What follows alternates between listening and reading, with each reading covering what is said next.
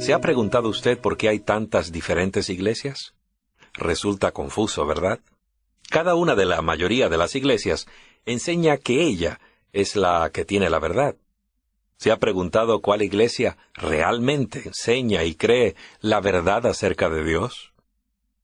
Amigos, la Biblia puede darnos la respuesta.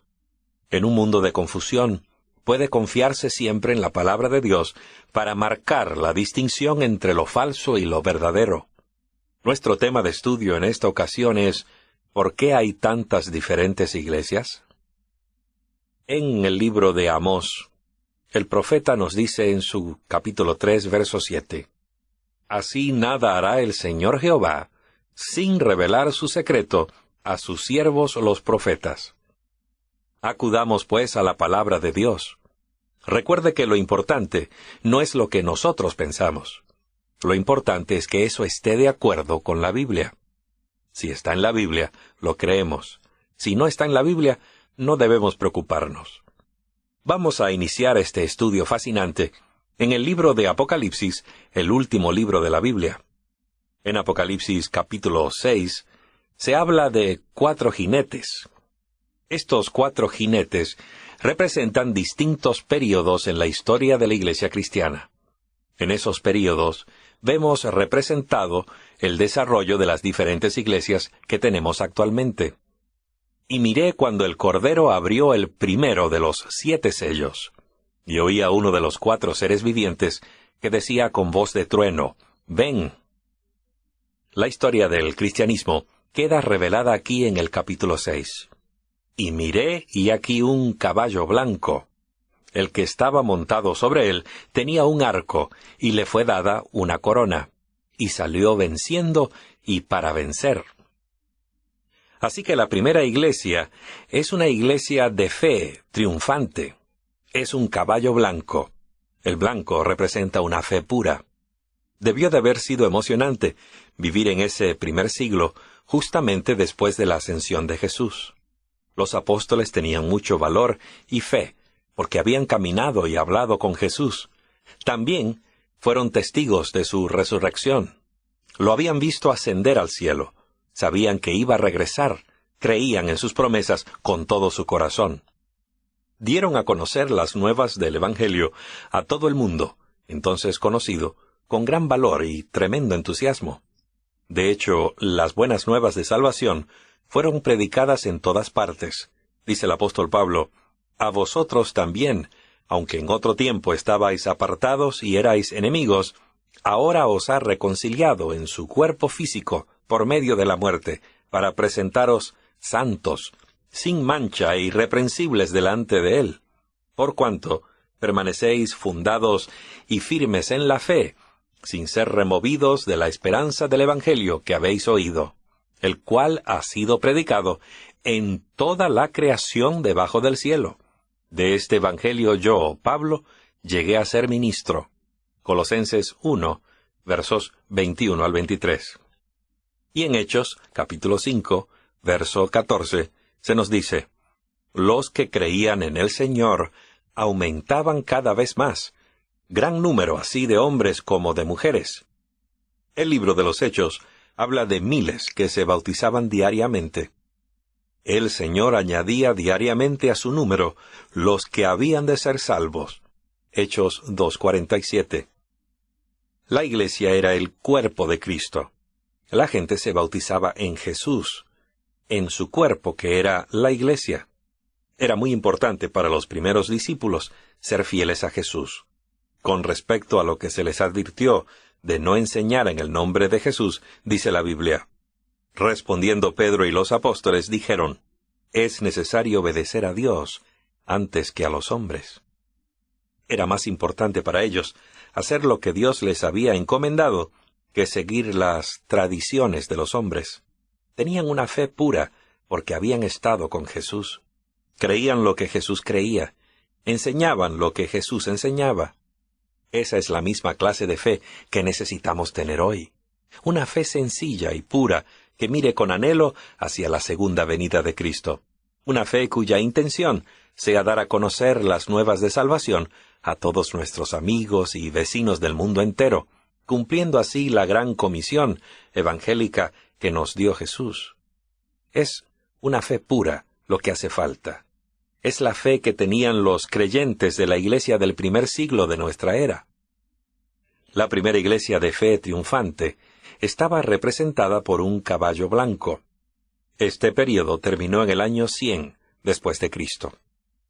¿Qué vio Juan cuando Jesús abrió el segundo sello? Y salió otro caballo, rojo. Al que estaba montado sobre él, le fue dado poder para quitar la paz de la tierra, y para que se matasen unos a otros, y le fue dada una gran espada. Apocalipsis 6:4. Aquí se representa una fe manchada de sangre.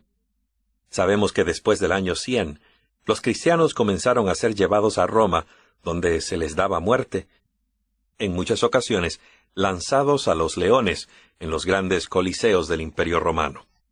Qué época tan terrible para la iglesia cristiana. Y sin embargo, la iglesia continuaba creciendo. Un historiador de esa época dijo que parecía que la sangre de los cristianos era como semilla que generaba más cristianos. El entregar la vida a Jesús y morir por su nombre era como una semilla que se hubiese plantado, que hacía que muchos más creyentes se levantaran a ocupar ese lugar. Las buenas nuevas de salvación se esparcieron por todo el Imperio Romano y por todo el mundo conocido hasta entonces. El caballo rojo representa entonces una fe bañada en sangre. El segundo sello es la iglesia cristiana desde el año 100 hasta el 323 después de Cristo. Ahora Jesús abre el tercer sello, o tercer período de la iglesia cristiana.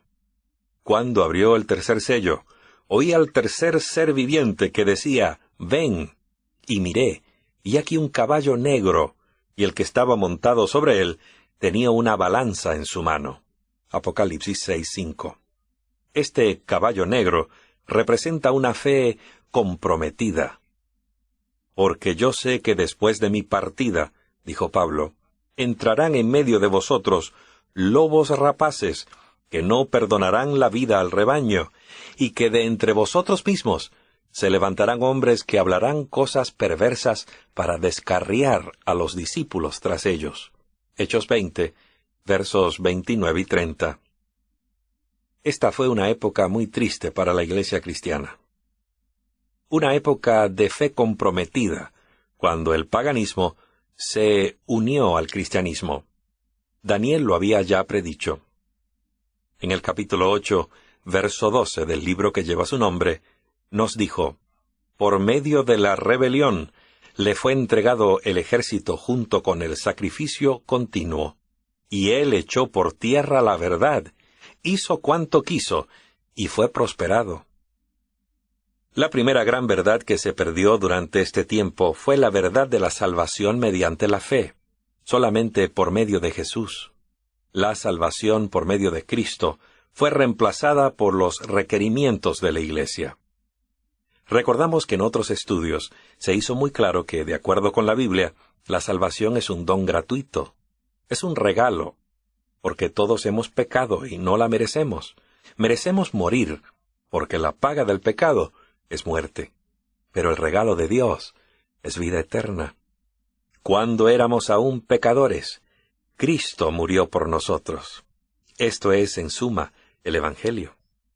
Todo lo que necesitamos para recibir ese don gratuito es invitar a Jesús a que llegue a nuestro corazón. Entonces Jesús nos perdona todos nuestros pecados. En segundo lugar, Jesús nos da el poder de dejar de pecar. Nos dará el poder de caminar en sus pasos. Pero esta sencilla verdad acerca de la salvación, este sencillo evangelio, como es mediante Jesús, fue reemplazado por requisitos de la Iglesia durante ese período de la Iglesia cristiana en que se comprometió la fe. En vez de acudir libremente al trono de Dios para recibir gracia y perdón, en vez de confesar sus pecados de la manera como dice la Biblia, se les dijo a los cristianos que tenían que pagar algo para recibir el perdón. Pero la Biblia dice, en 1 de Juan 1:9, «Si confesamos nuestros pecados, Él es fiel y justo para perdonar nuestros pecados y limpiarnos de toda maldad. Se les dijo a los cristianos que debían acudir a un sacerdote, debían ir ante un ser humano, no podían ya acercarse libremente al trono de la gracia.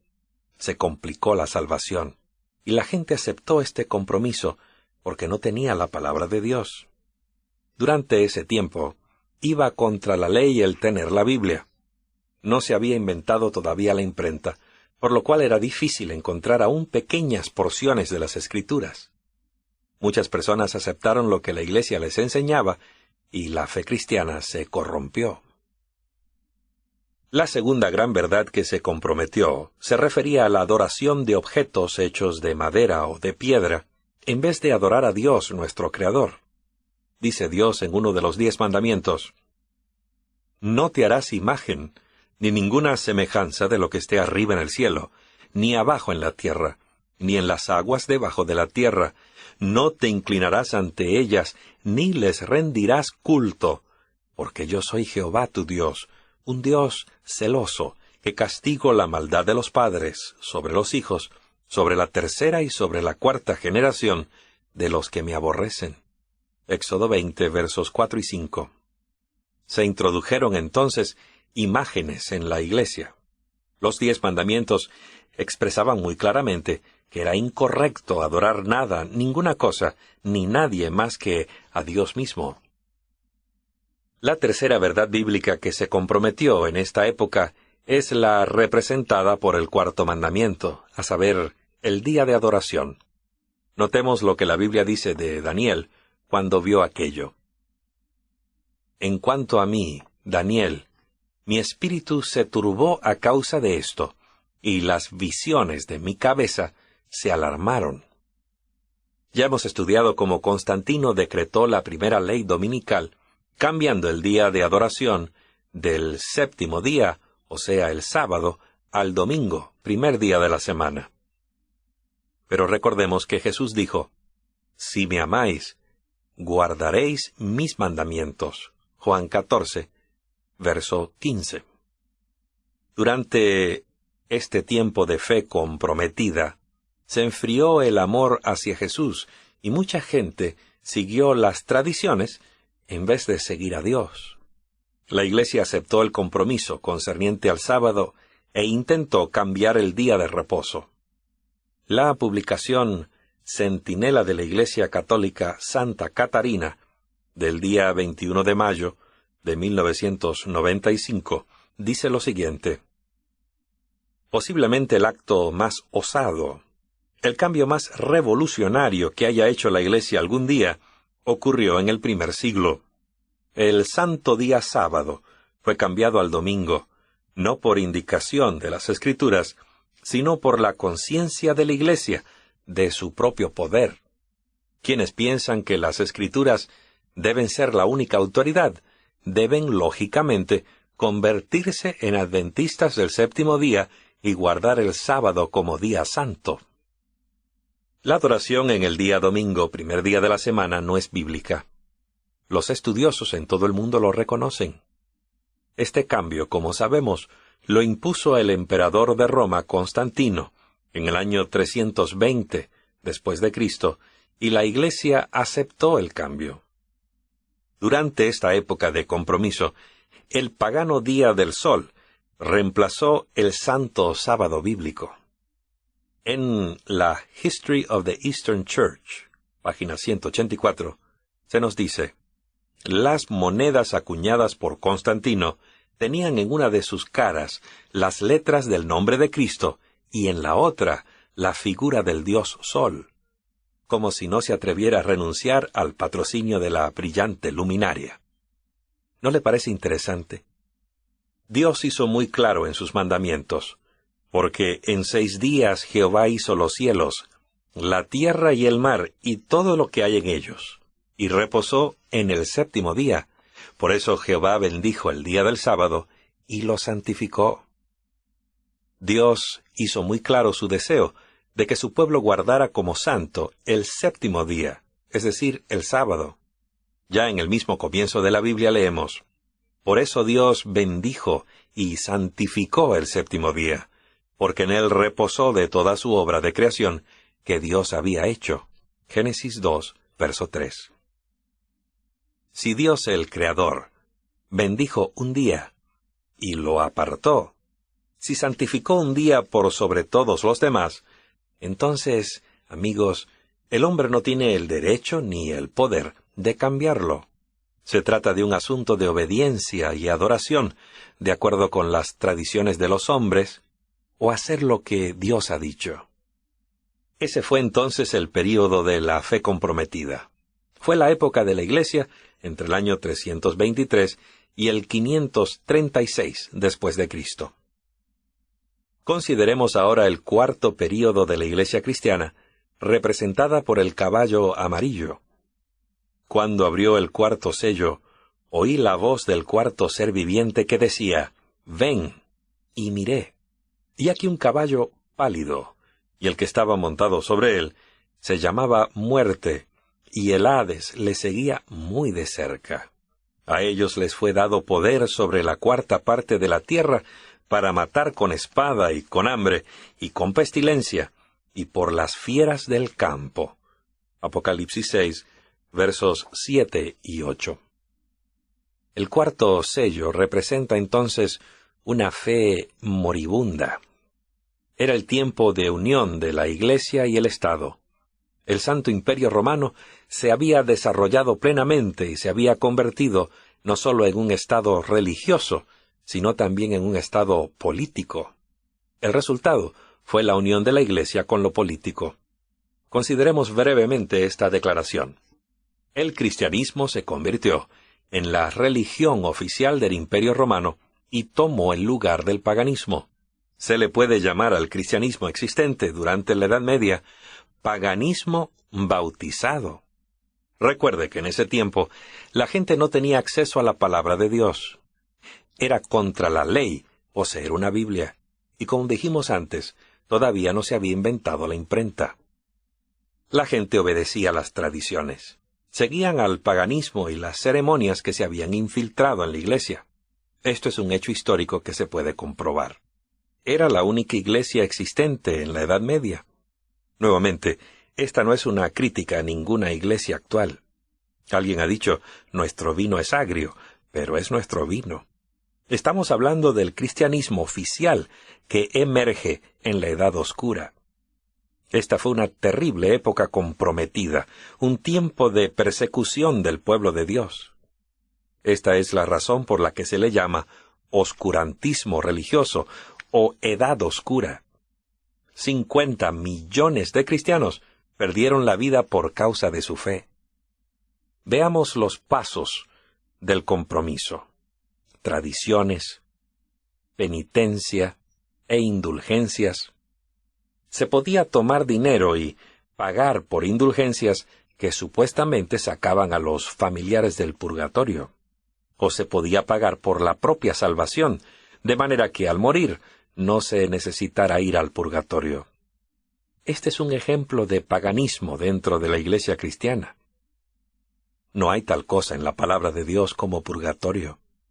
Se introdujeron entonces las imágenes en la Iglesia, así como la jerarquía eclesiástica y los dogmas. Nos preguntamos, ¿sería pisoteada para siempre la verdad de Dios? Por supuesto que no, porque la luz de la verdad iba a penetrar las tinieblas. Y se dieron los pasos para tender el puente de descubrimiento de las verdades perdidas en el oscurantismo de la Edad Media. Durante el tiempo de la Reforma, comenzó a descubrirse nuevamente la pureza de la fe de Jesús. Los primeros que dieron el paso para salir de este oscurantismo religioso del siglo XV fueron los valdenses. Ellos descubrieron la palabra de Dios, la Biblia. La Biblia era muy importante para ellos y para nosotros. Si no tuviéramos la palabra de Dios, sus cartas de amor encontradas en ella, no tendríamos una guía para nuestra vida. Fue en el norte de Italia donde se sitúa la historia de los valdenses creyentes de la Biblia. Los valdenses escribían a mano porciones de las Escrituras y se las daban a sus hijos. Con esos versículos cosidos en su ropa, los hijos entraban a las grandes ciudades de Europa. Allí los compartían con personas de las cuales se habían hecho amigos, en el mercado o en las universidades. Por cierto que si los atrapaban, las consecuencias eran sumamente serias. Eran quemados en la hoguera. Aun cuando muchos perdieron la vida, los valdenses jamás perdieron su fe. Lo consideraban un honor, porque así la causa de Dios se mantenía viva. Después de los valdenses vino un reformador, un estudioso de la Biblia en Praga llamado Juan Hus o Hus. Juntamente con su amigo Jerónimo, Hus descubrió que era más importante obedecer a Dios que conservar la vida. Y porque se pusieron de parte de la obediencia a Dios y creyeron que debemos hacer lo que Dios nos pide, en vez de seguir las tradiciones de la Iglesia, fueron quemados en la hoguera. Sus cenizas fueron arrojadas al río que desemboca en el mar. En forma semejante, la Reforma salió de su lugar de origen y se extendió por todo el mundo. Después de que Hus y Jerónimo fueron quemados en la hoguera, un monje católico en Alemania, llamado Martín Lutero, descubrió la verdad bíblica de la salvación solo por la gracia de Cristo. Algunas personas se preguntan, ¿por qué fue que Lutero no descubrió todas las verdades que habían permanecido ocultas durante la Edad Media? La Biblia dice, «Todavía tengo que deciros muchas cosas, pero ahora no las podéis sobrellevar». Juan 16, verso 12. Requirió algún tiempo recuperar las verdades bíblicas. Era un proceso. Tomó varios siglos perder la fe de Jesús durante la Edad Media y tomaría varios años descubrir nuevamente esas verdades. Cuando Lutero murió, sus seguidores recogieron lo que había dicho y formaron la Iglesia Luterana. Para ellos la Reforma terminó con la muerte de Lutero. De Alemania viajamos a Ginebra, Suiza, y encontramos a un estudioso de la Biblia llamado Juan Calvino. A través del estudio, él descubrió que los cristianos no solamente reciben gracia y perdón, y pueden presentarse ante el trono de la gracia, sino que también es importante que crezcan en Cristo. Así pues, Calvino enseñó la doctrina del crecimiento cristiano, que algunos llaman santificación. Al aceptar a Jesús, Él nos da el poder de vencer el pecado. Cuando murió Juan Calvino, sus seguidores tomaron lo que había dicho y formaron la Iglesia Presbiteriana. De esta manera, la verdad escondida durante la Edad Media empezó a descubrirse nuevamente en forma sistemática. Después de la época de Calvino, hubo un grupo de cristianos en diferentes partes del norte de Europa que al estudiar la Biblia llegaron a la conclusión de que el verdadero bautismo bíblico consiste en inmersión y debe ser precedido por una decisión personal a seguir a Jesús, lo cual excluye, obviamente, el bautismo de recién nacidos. El bautismo por inmersión, que consiste en ser sumergido en el agua, como lo fue Jesús, es una verdad importante que se perdió en la Edad Media y que simboliza la muerte al pecado y la nueva vida con Dios. Pablo, en Romanos 6, versos 3 y 4, pregunta, ¿ignoráis que todos los que fuimos bautizados en Cristo Jesús, fuimos bautizados en su muerte? Pues por el bautismo fuimos sepultados juntamente con Él en la muerte, para que así como Cristo fue resucitado de entre los muertos por la gloria del Padre, así también nosotros andemos en novedad de vida. Y a fin de ser bautizados como lo fue Jesús, debemos aprender de Él, confesar nuestros pecados y aceptarlo como nuestro Salvador.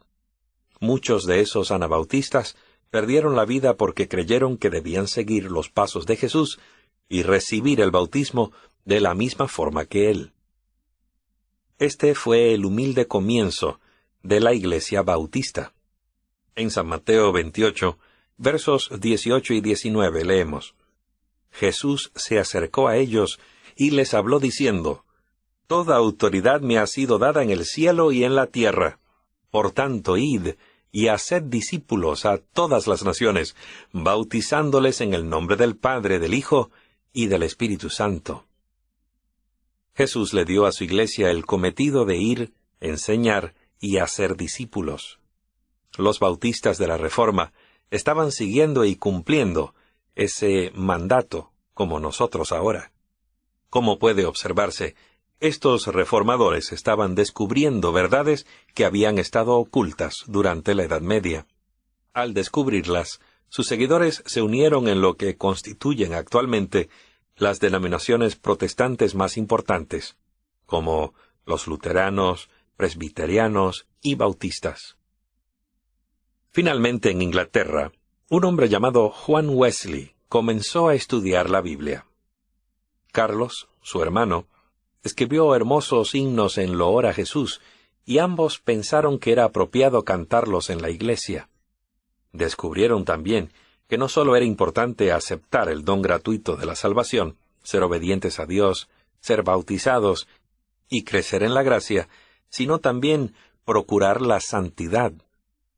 Juan Wesley fue un gran reformador, y cuando murió sus seguidores tomaron lo que él y otros reformadores habían enseñado y formaron la Iglesia Metodista. Entonces, en diferentes partes del mundo, como Suramérica, Europa y Norteamérica, la gente comenzó a estudiar lo tocante a la segunda venida de Jesús. Un hombre llamado Guillermo Miller, de Norteamérica, estudió las promesas de Jesús de San Juan capítulo 14. Estudió también las profecías de Daniel y el Apocalipsis, y entendió que Jesús iba a regresar muy pronto. Así que, basado en lo que los valdenses enseñaron acerca de la Biblia, lo que Hus enseñó respecto a la obediencia, lo que Lutero enseñó tocante a la gracia, lo que Calvino enseñó acerca del crecimiento cristiano o santificación, lo que los anabautistas enseñaron referente al bautismo, y lo que Wesley enseñó acerca de la santidad, Miller añadió a todo ello una doctrina muy importante: la cercanía de la segunda venida de Cristo. A la predicación de Miller siguió el movimiento adventista. Los sucesores del gran ministro descubrieron también que cuando, particularmente los fieles, mueren, duermen en Jesús a la espera de la resurrección. Como lo enseña la Biblia claramente, dormimos hasta el momento de la resurrección, cuando se nos llamará a salir de la tumba. Qué gloriosa mañana aquella en la que nos reuniremos con nuestros seres amados. Los primeros adventistas descubrieron lo siguiente en la Biblia. Repasemos. Número 1. La muerte es un sueño. Jesús viene pronto, y Él resucitará a los muertos en la resurrección. Primera de Tesalonicenses 4:16. Porque el Señor mismo descenderá del cielo, con aclamación, con voz de arcángel y con trompeta de Dios, y los muertos en Cristo resucitarán primero. Después de la época de Guillermo Miller, los que creían en la segunda venida de Jesús descubrieron también otra verdad enunciada por el Maestro, según se da en San Juan capítulo 14, verso 15. Es a saber, la necesidad de sostener una relación amante con el Salvador, la cual demostramos obedeciendo sus mandamientos, no solo algunos, sino todos. Veamos lo que dijo Jesús en San Mateo capítulo 15, verso 9. Y en vano me rinden culto, enseñando como doctrina los mandamientos de hombres. Cuán cierto es eso hoy, y cuán triste. La gente enseña doctrinas y mandamientos de hombres. Pero no debe importar lo que diga el hombre, sino lo que vale, lo que importa, es lo que dice Dios. Cuando se trata de adoración, debemos adorar a Dios particularmente en el séptimo día que Él ha apartado para nosotros. Es un día especial que nos ha dado. Al descubrirse en la Biblia estas verdades especiales, los que las estudiaban se unieron para formar la Iglesia Adventista del Séptimo Día. En Isaías 58, versos 13 y 14, se predice que habría un movimiento para reparar la brecha abierta en la ley de Dios. Las Escrituras hablan de ese día. Si apartas tu pie por respeto al sábado, para no hacer tu capricho en mi día santo, si al sábado llamas delicia, consagrado a Jehová y glorioso, y si lo honras, no haciendo según tus propios caminos, ni buscando tu propia conveniencia, ni hablando tus propias palabras, entonces te deleitarás en Jehová.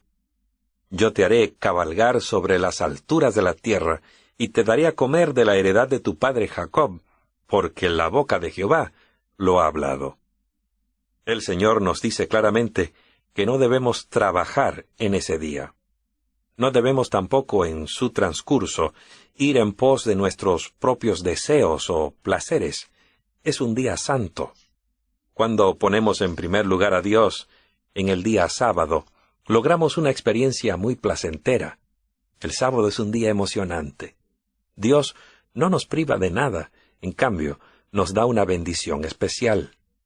Es más que un día feriado. El Señor dice que nos pondrá en los lugares altos de la tierra. Qué gran bendición nos dará si lo ponemos a Él en primer lugar en nuestra vida y guardamos el sábado santo como nos lo pidió. Pero por cada verdad que Dios nos ha enseñado en la Biblia, Satanás ha salido con una falsificación, una imitación barata. Dios declara que cuando morimos, dormimos en la tumba.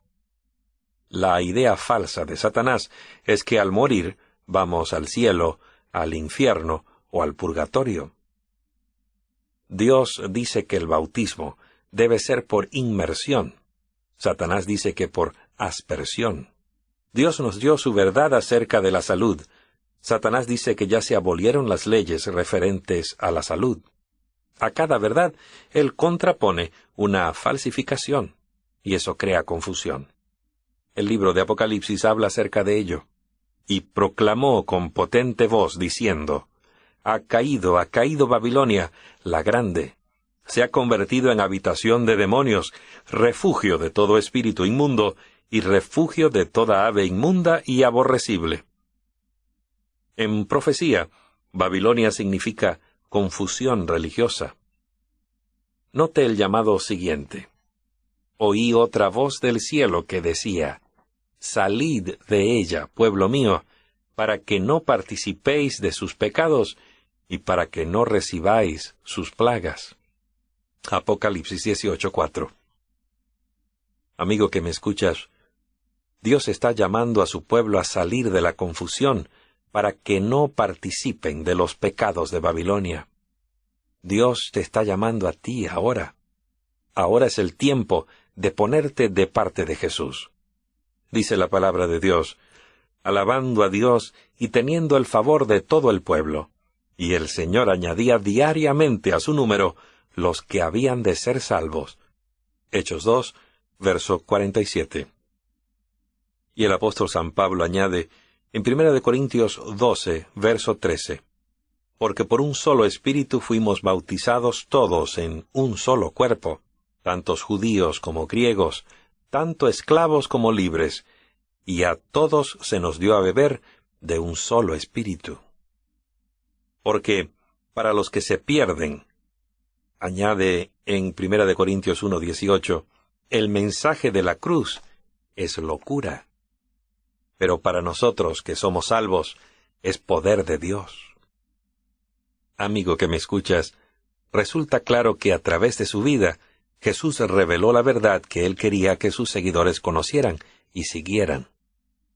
Hemos descubierto que Satanás le hizo guerra a la verdad y a la Iglesia de Cristo, con persecuciones, corrupciones, y procurando falsificar la verdad que Cristo le dio a su Iglesia.